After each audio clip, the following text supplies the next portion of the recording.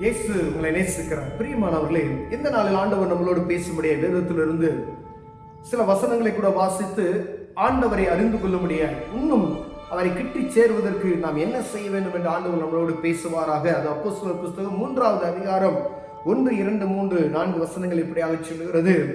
ஜெப வேலையாகிய 9ஆம் மணி நேரத்திலே பேதுருவும் யோவானும் தேவாலயத்துக்கு போனார்கள்.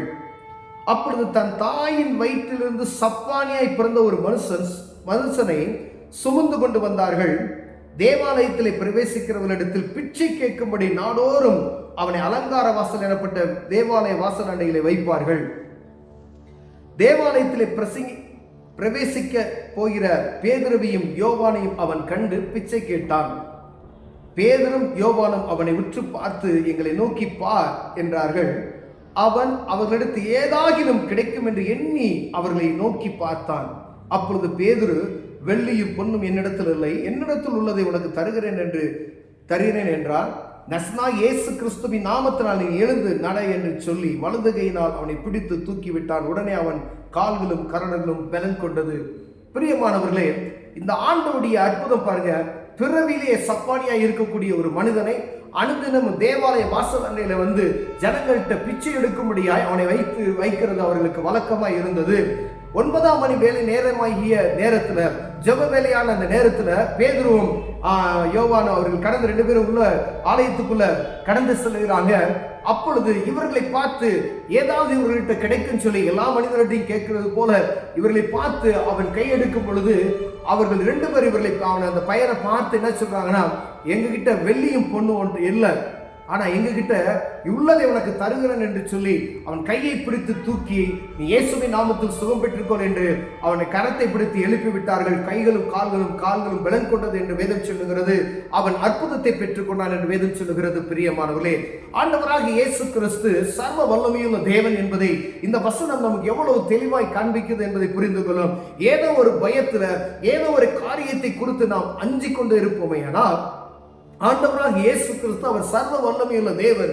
நீங்கள் அவரை பற்றிக் கொள்வீர்கள், ஆனால் ஆண்டவர் அற்புதம் செய்ய வல்லமையுள்ளவராக இருக்கிறார். பிரியமானவர்களே, எந்த பெரிய ஆபத்தானாலும் சரி, எப்படிப்பட்டதான ஒரு வியாதியின் மரண கட்டுகளாய் இருக்கலாம், ஆண்டவர் அற்புதம் கொடுக்க வல்லமையுள்ளவராக இருக்கிறார். பிரியமானவர்களே, ஆண்டவர் அற்புதம் கொடுப்பதற்கு நான் என்ன செய்ய வேண்டும்? இந்த பாருங்க, இந்த மனிதன் பிறவிலேயே அவன் சப்பானியா இருக்கிற ஒரு மனிதன், அவனால பாவம்லாம் செய்ய முடியாது. ஆண்டவர் அற்புதம் செய்வதற்கு சில நேரங்களில் சீசர்கள் இயேசு கிறிஸ்துவை கேட்கும் பொழுது, இவன் செய்த பாவமா, இவன் நோயுற்றதற்கு, இந்த விளைவினத்திற்கு அப்படின்னு சொல்லும் பொழுது சில நேரங்கள் ஆண்டவர் சொல்றார் பாருங்க, இவன் செய்த பாவம் அல்ல, இவனுடைய பெற்றோர் செய்த பாவம் அல்ல, தேவனுடைய நாமம் மகிமைப்படுவதற்கே இவன் இப்படியாக பிறக்கப்பட்டான் என்று வேதம் சொல்லுகிறது. பிரியமானவர்களே, சில பெற்றோர்கள் செய்த பாவத்தின் நிமித்தமாய், சிலர் அவர்கள் செய்த பாவத்தின் நிமித்தமாய் விளைவினங்கள் வருகிறதை நாம் அறிந்திருக்கிறோம்.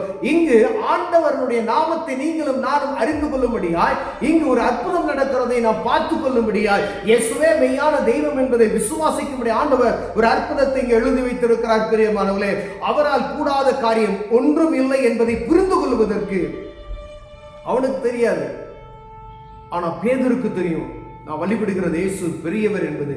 ஆனா அந்த சகோதரனுக்கு ஆண்டவர் அற்புதம் செய்தார், அவன் பெரிய அற்புதத்தை பெற்றுக்கொண்டான். அதற்கு அவன் பின்பதாக பார்த்தோம்னா அவன் ஆண்டவரை பற்றி கொண்ட மனிதனாய் மாறிவிட்டான். ஒருவேளை இப்படி பலவீனப்பட்டு இருக்கிறவர்களுக்கு, பாரத்தோடு இருக்கிறவர்களுக்கு, அவர்களுக்காக ஆண்டவர் உங்களையும் என்னையும் ஆண்டவர் பிரித்தெடுத்து வைத்திருக்கிறார். பிரியமானவர்களே, கட்டுண்டவர்களை விடுதலையாக்க ஆண்டவர் உங்களையும் என்னையும் விடுதலையாக வைத்திருக்கிறார். பிரியமானவர்களே, பலவீனப்பட்டவர்களுக்காய், சோர்வுள்ள இருதயம் உள்ளவர்களுக்காய் இவர்களுக்கு போதிக்கும்படியா, இயேசு யார் என்பதை அறிந்து கொள்ள செய்யும்படியாய் ஆண்டவர் உங்ககிட்ட அற்புதங்களை கொடுத்திருக்கிறார். அநேக காரியங்களை உங்ககிட்ட வசனங்களை கொடுத்திருக்கிறார். பிரியமானவர்களே, நான் ரட்சிக்கப்பட்ட அனுபவம் நிறைந்து விட்டேன், ஆனா இயேசு கிறிஸ்துவை பற்றி யாருக்கு நான் சொல்லாதவனாய் இருந்தால் நான் பரிதவிக்கப்பட்டவனாய் இருக்கக்கூடும். பிரியமானவர்களே, நீங்க இயேசு கிறிஸ்துவினுடைய சொந்த ரட்சகராய் ஏற்றுக்கொண்டீர்களா?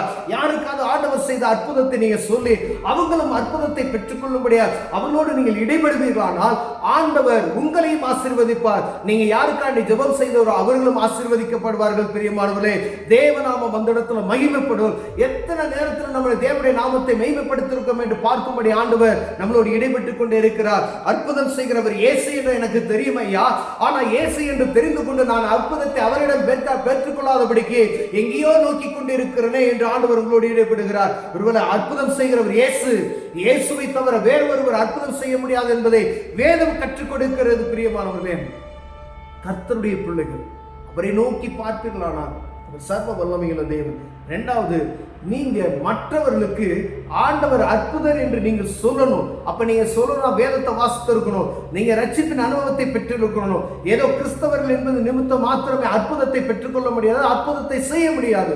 நான் சகல இந்த பூமியில இருக்கக்கூடிய ஜனங்களுக்கு ஆண்டவர் அற்புதமான ஒரு அநேக காரியங்களை ஆதாரமாய் கொடுத்திருக்கிறார். நம்மகிட்ட ஒரு அதிகாரத்தை கொடுத்திருக்கிறார். பிசாசுகளை துரத்துவோம், பலவீனமா இருக்கிறவங்களை பலவீனங்களை போக்கும், தேள்களை எடுக்கிற சர்ப்பங்களை மிதிக்க அதிகாரத்தை நமக்கு கொடுத்திருக்கிறார். பிரியமானவர்களே, இதை மறந்து போகாதபடிக்கு இதை ஞாபகத்தில் வைத்து ஆண்டவர் எப்படிப்பட்டவர் என்று மற்ற ஜனங்களுக்கு சொல்வீர்களானால் அவருடைய ராஜ்யத்துக்கு அவருடைய நாம மகிமைக்கு அநேக ஜனங்கள் அவருடைய நாமத்தை அறியப்படாதபடி இருக்கிறார்களே அவர்கள் புரிந்து கொள்ளும்படியாய் உங்க பக்கத்து வீட்டில் இருக்கிறவங்களுக்கு, உங்க ஆபீஸ்ல வேலை பார்க்கிறவங்களுக்கு, உங்களோடு இருக்கக்கூடிய சக நண்பர்களுக்கு, பலவீனப்பட்டமா இருக்கிறவங்களுக்கு, கடன் பாரத்தோடு இருக்கிறவங்களுக்கு இந்த இயேசு சர்வ வல்லமையுள்ள தேவன் அவரை நோக்கி நீங்க பார்ப்பீர்களானால், ஐயா காசு கிடையாது, பணம் கிடையாது, நீ முட்டி போட்டு நடக்க வேண்டியது கிடையாது, நீ உன்னை தானே கிழித்துக் கொள்ள வேண்டியது கிடையாது, உன் முட்டியை முழங்காலை முடக்கி இயேசுவே என்று கூப்பிட்டால் ஆண்டவர் அற்புதம் செய்ய வல்லமையுள்ளவராக இருக்கிறார். பிரியமானவர்களே, அப்பொழுது அவர்கள் பெற்றுக்கொள்ள, அவர்கள் அந்த பலவீனத்தில் இருக்கிறவர்கள், கடன்பாரத்தோடு இருக்கிறவர்கள், துக்கப்பட்டு இருக்கிறவர்கள் இயேசு யார் என்பதை அறிந்து கொள்ள முடியுமே.